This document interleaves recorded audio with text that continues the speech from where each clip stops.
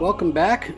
Today I've just unboxed a new item here from Tlyard, one of our sponsors. And what they've sent us here today is actually not for the Cybertruck, but for this, a Tesla Model X. And of course, you can see since we have the Frunk open, it probably pertains to the Frunk. And in fact, it is the Power Frunk installation kit from Tlyard, which will allow you to, of course, have a power motorized Frunk. Have several different pieces in here. We've got wiring harness that will need to be patched in. We've got some motors and latches, and then of course the powered struts themselves that will all have to be installed, some associated hardware, etc. So it looks like we'll be getting into this. That does come with some instructions. Obviously, we're going to be creating a video here that will try to walk through some of these steps and make it a little bit easier for you. And of course, today I've got my handy assistant with me. Ben, say hi. Hi. And then tell us about this Model X. How long have you had it, and what year is it? This is a 2023 Model X Hardware 3, irrelevant to this. But yeah, we've had it for about a year now, and we love it. It's a great family car. All right, well, let me get the instructions out and we'll get started. I think the first thing that we're going to have to do, it looks like, is get this Frunk out. So we're going to have to disconnect some pieces and get the plastic out for that, so stay tuned. Okay, so the first step here is to remove the plastic surrounds. They just pop off. This one pops off. You can see the various places. It's real easy to pop these out, and that slides out. We'll set those aside. Last but not least, we'll pull this one up, and it's out. Okay, so we now have the Frunk area cleared. On to step 2. Okay, with the plastic trim pieces all removed, the next item is to pop this one out. And again, just clips that pops in, and then disconnect this wire on the back side to take out this piece, so then we can pull out the rest of the inner Frunk liner. All right, now that we've removed that Frunk liner, the next piece we have to remove is this inner plastic piece, and there are screws holding that in. I believe it's 1, 2, 3, 4, 5, 6, and a couple up top, 7, 8. So we will get a ratchet and start removing these 8 screws. All right, we're back. We've taken out that plastic inner liner here for the Model X so that we have access to everything under the Frunk. And the next stage is we're going to remove an original strut, one of these original ones, and install a power strut in its place. Okay, the next step, just to show you here, is you've got to take out these retaining rings, these clips, and it's real easy. You just get a screwdriver and put it in the notch here, in the head of the strut, right there in that notch, and then these pop out easy enough, which then allows you to be able to pop that strut out. So you see I just pulled that right out by hand, easy peasy, and next we'll come down here and we'll detach it at this end. I should also mention there's another retaining clip on the bottom. So just like the top, you have to pop off this retaining clip. And then once you have the retaining clip off, you'll be able to easily take that strut off. So you can see we have the strut off. Now, one note of caution, don't take your other strut off yet, because if you do, this hood will fall because there's nothing holding it up. So we'll want to install one of the power struts next. All right, so the next step, this strut does not attach to the ball that comes out of the Model X, which we just took out. I don't know if you have that piece still. Nope, I just put it away. All right, we just put that away. It's okay. But the kit supplies a bracket that basically moves that forward and slightly down, and then there's this screw that we'll put in here to then put the bracket in, and then we will attach the end of this strut to this ball joint that's supplied in this bracket. And so there's a bracket for each side. Obviously, we're working on the passenger side of the Model X at the moment. Okay, we're back. As you can see, we've got the strut in here on the passenger side. We also have the strut and plate installed over here on the driver's side. The next step is that we're marking this original lock piece, because we're going to take the bolts and take that out. But as we take it out, we want to be careful, for this spring on this side is going to get reused on the piece that's provided in the kit. So we want to make sure that stuff doesn't uncoil. And of course, we'll have to remove the little electric line from it as well too. But stand by while we pull this out. Next, there's just 2 bolts here and here holding that in. There you go. All right, so we're back. The next step was a little bit confusing to us at first, but we figured it out. You have this new piece that comes with the kit that has this cable and the metal fitting on the end of it, and you'll see it's slot cut like that.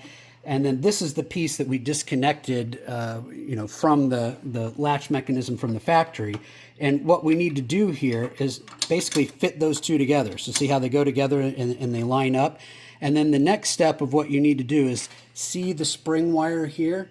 We're going to pull that spring wire back just enough to slide this on and let the spring wire snap back up in there and hold this in place. So that will allow this cable to pull the whole spring mechanism that direction, while this cable is pulling it in that direction.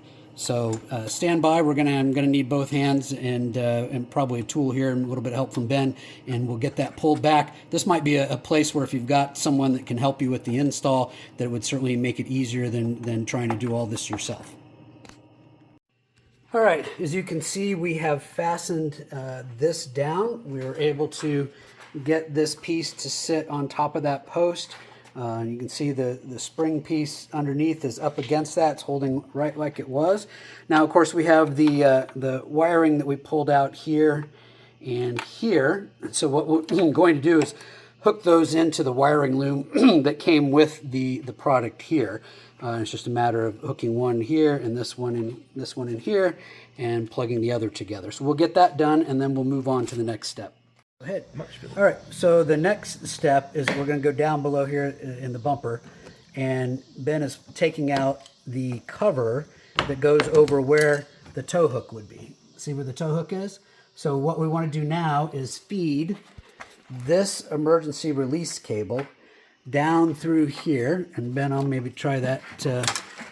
You tell me when you can see it, and we'll try feeding it down here somewhere so that you can find it. Do you see it? Negative. All right, so we got to find out where. It might be a little easier if we had. Oh, I see where to go. So I'm coming at it like this. I can see the tow hook area. You should be able to see it. I see it. Okay, do you have it? I'll grab it right now. All right. It's a very small, little narrow. So we're going to bring that out. Nope. Oh, sorry, did I go past it? No, hold on, I got it. I just don't, there's not a lot. See, it's a lot of fun with two people here. It'd be even more fun if there was just one, right? Mm-hmm. Yeah, it would not be fun. You'd be suffering. We could use some needle nose pliers. I grab it. I'm so close to. Can you get I it? can touch it, but I just can't get it through Oh, this. all right. This hole. You're right. No, go around the hole. Don't actually come through the hole. Well, because you obviously would put the bolt through there. We want to come around it. So. Yeah, I want to try to get a hold of you somehow, but I'm so Okay. close. All right. Well, let me get you a pair of needle nose pliers. I'll pause the video a second, and then we'll get that pulled through. Okay, we completed the act of bringing this emergency cable release here, and we also zip tied it to these wires just so it wouldn't slide back in there on its own, and we'll pop that panel back in place. But now, should you ever be without power and you need to pull the emergency release for your Frunk, you can physically pull that cable and it will release the Frunk for you. All right, welcome back. We got a lot to show you since we last paused the video. First thing is we want to talk a little bit about the various connections because it took a little bit of time to figure some of these out. So let's start with those. First off, this connection that's already zip tied to the frame is easy enough that it splits out. It has a little splitter. The factory wire goes into the splitter and the splitter goes here. And you'll notice that that's a 3-wire wire. So easy enough to go 3 to 3 and to line that up. Then the other wire that comes off of here is a round circular one. There is only one other fitting that matches, so that one's super easy. This one might confuse you if you have this in your kit. This is a test wire. It's not needed, so leave that aside. This one, again, is unique. In this kit, it is a square 2-prong, 2-wire here that goes over into that servo motor, so easy enough for that. This wire that's hanging loose is the one that actually will get plugged back into the Frunk light and switch that's inside the Frunk, so that was a original factory wire. As we move on down the wiring harness, let's come over here and show this one. Took us a little bit of time to find it. This was a 2-wire, and with this plug, this is actually going off into the factory motor, the servo motor that controls the latch mechanism here. That you'll plug that into there. And then let's see, the other way down the wiring harness brings us up to this control box, which has 2 very large plug-ins here. One was rectangular, one was a little bit more circular, I guess, but it was still a rectangle. And then you have 2 sets of double plugs that go to each one of the